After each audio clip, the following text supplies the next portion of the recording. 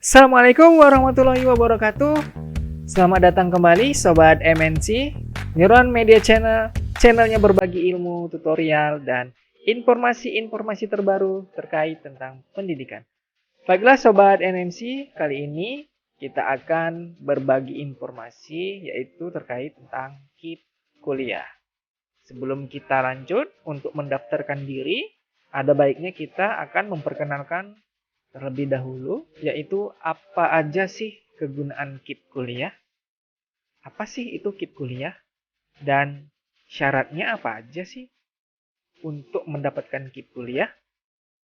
Nah, baiklah Sobat NMC. Kita mulai.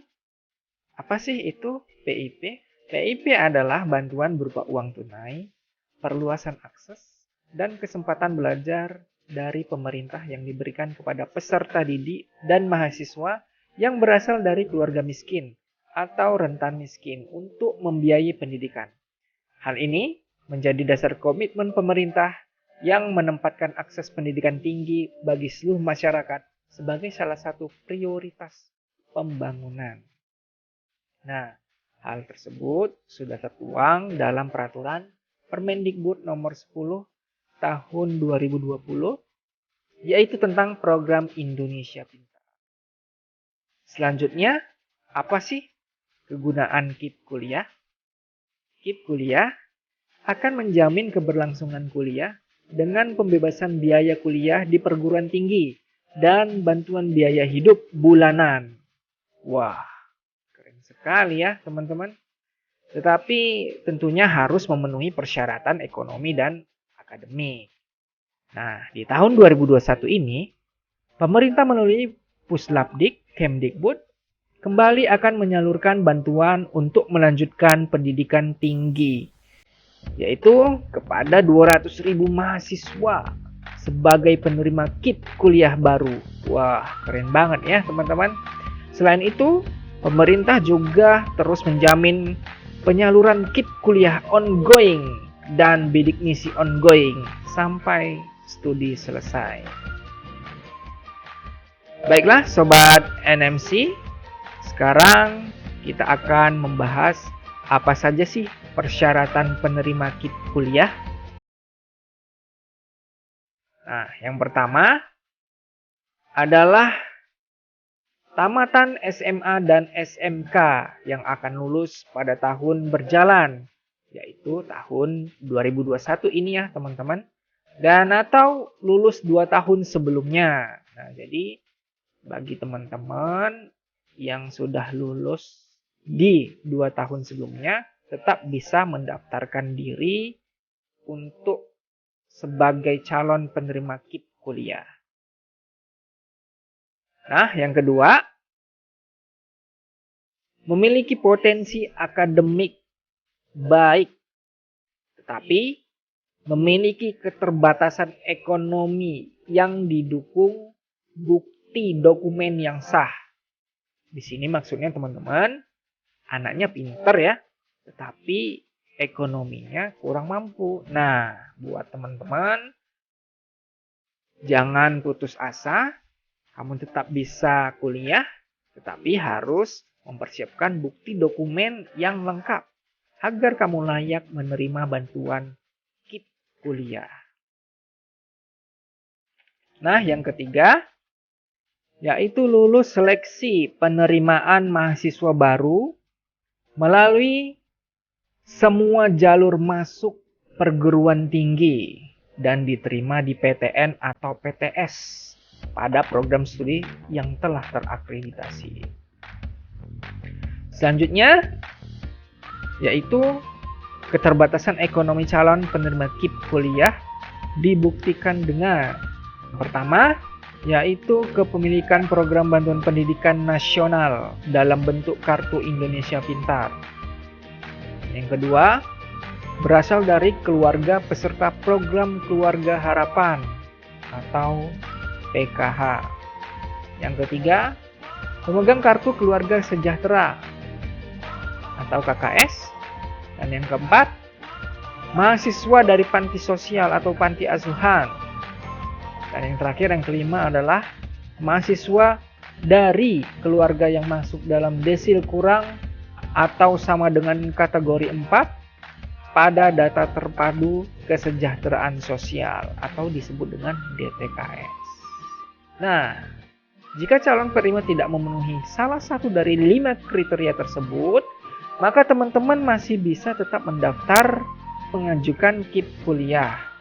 Tentunya memenuhi persyaratan tidak mampu secara ekonomi, yaitu dengan ketentuan yang dibuktikan dengan pendapatan kotor gabungan ya teman-teman sekalian, yaitu paling banyak 4 juta rupiah setiap bulannya, atau juga pendapatan kotor gabungan orang tua atau wali dibagi jumlah anggota keluarga, yaitu paling banyak Rp750.000.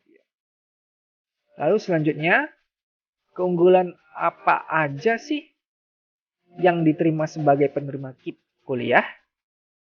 Yang pertama, pembebasan biaya pendaftaran seleksi masuk perguruan tinggi melalui UTBK.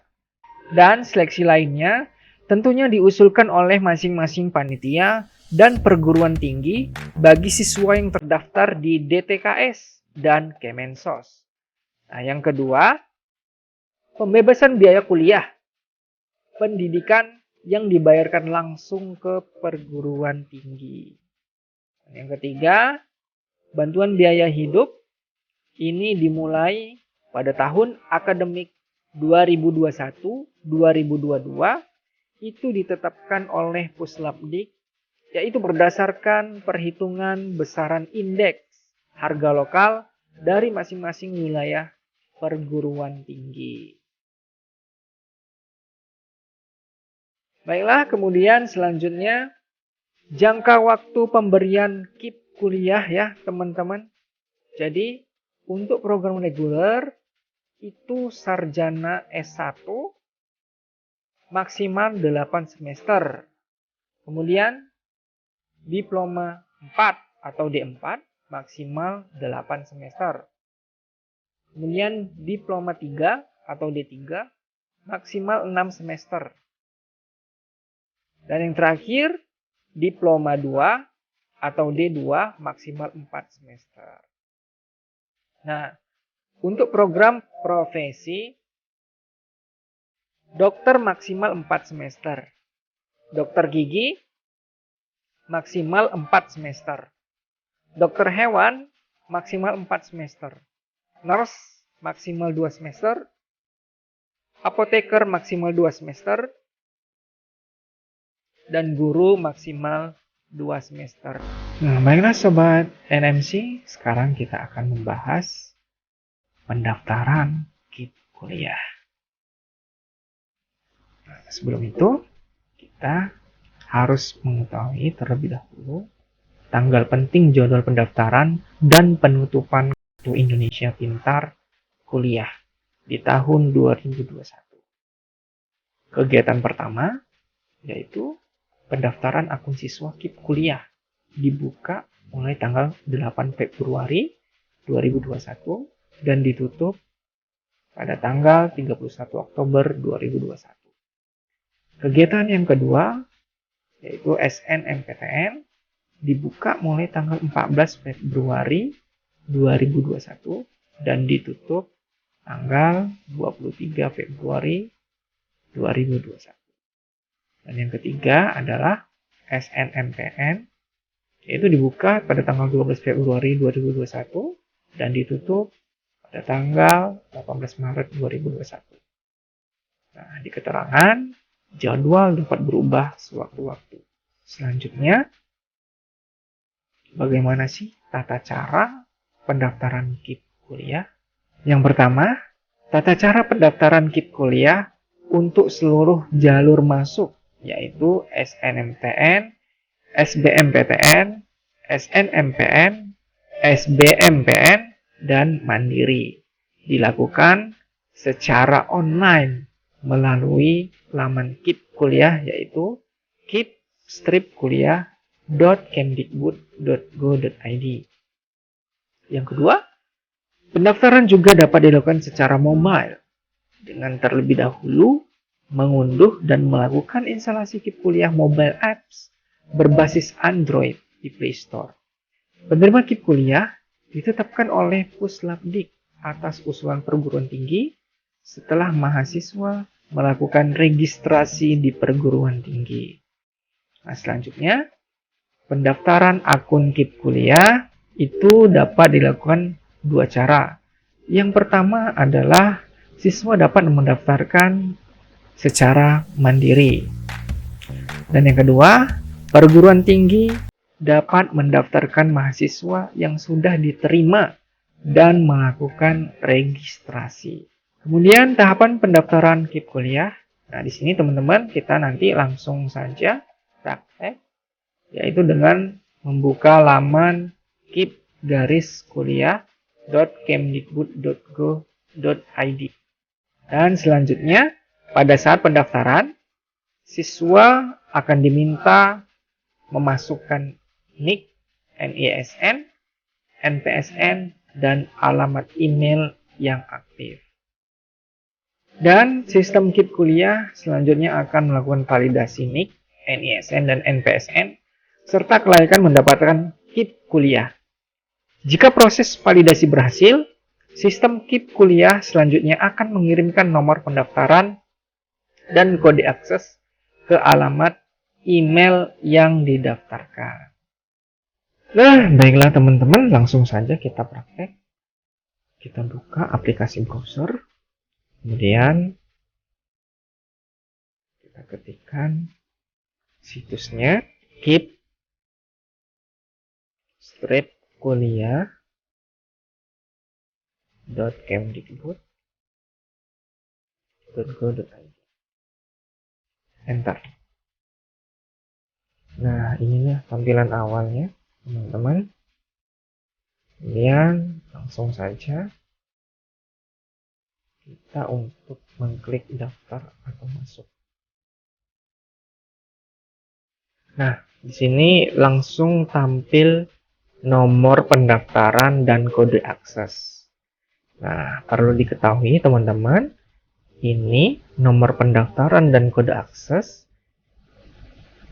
kita dapatkan setelah kita mendaftar baru ya, yang dikirim oleh sistem KIP Kuliah ke email kita, yaitu berupa nomor pendaftaran dan kode akses.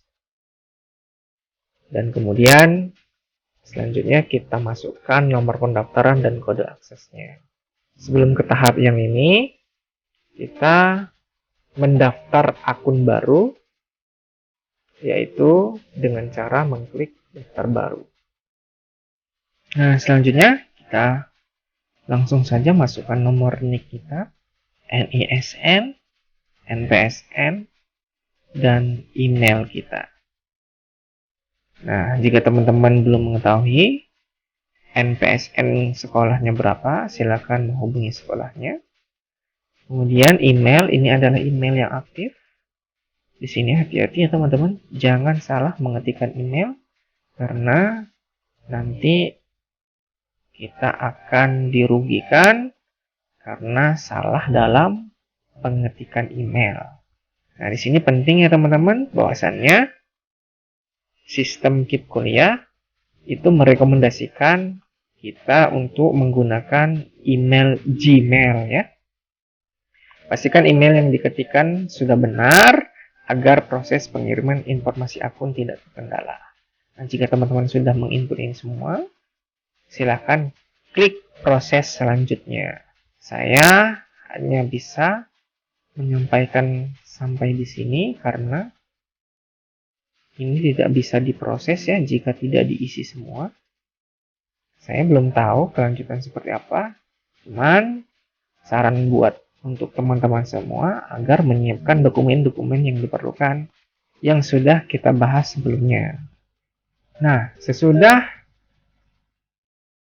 teman-teman mendapatkan nomor pendaftaran dan kode akses yang dikirimi oleh SIM KIP Kuliah, maka teman-teman akan diminta untuk memasukkan nomor pendaftaran dan kode akses untuk menyelesaikan proses pendaftaran KIP Kuliah dan memilih proses seleksi yang akan diikuti. Apakah itu SNMPTN, SBMPTN, SNMPTN, SBMPTN, atau mandiri. Kemudian siswa menyelesaikan proses pendaftaran di portal atau SIM KIP kuliah sesuai jalur seleksi yang dipilih pada seleksi nasional atau pada seleksi masuk di perguruan tinggi.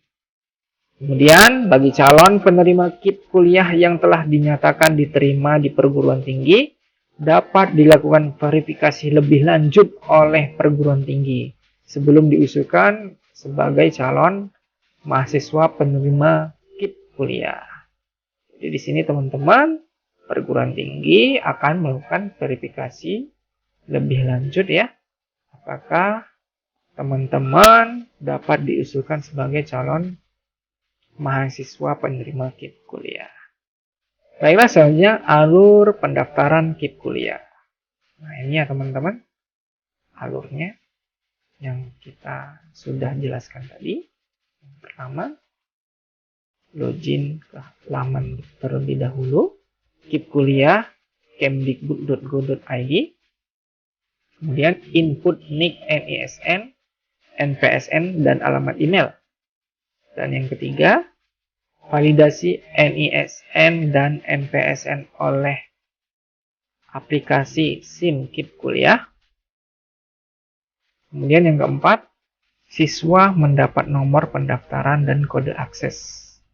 Dan yang kelima, siswa menyelesaikan proses pendaftaran KIP kuliah. Dan selanjutnya, yang keenam, mendaftar dan mengikuti seleksi PT sesuai jalur masuk, yaitu SNMPTN, SBMPTN, SNMPN, SBMPN, atau mandiri. Pada panitia seleksi nasional atau panitia seleksi masuk PT. Dan yang ketujuh, verifikasi jika diperlukan.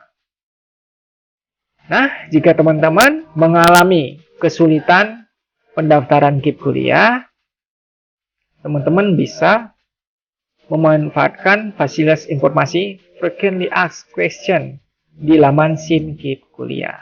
Yang kedua, teman-teman bisa memanfaatkan helpdesk di laman SIM KIP kuliah. Dan yang ketiga, memanfaatkan email pengaduan dengan alamat pengaduan @kemdikbud.go.id.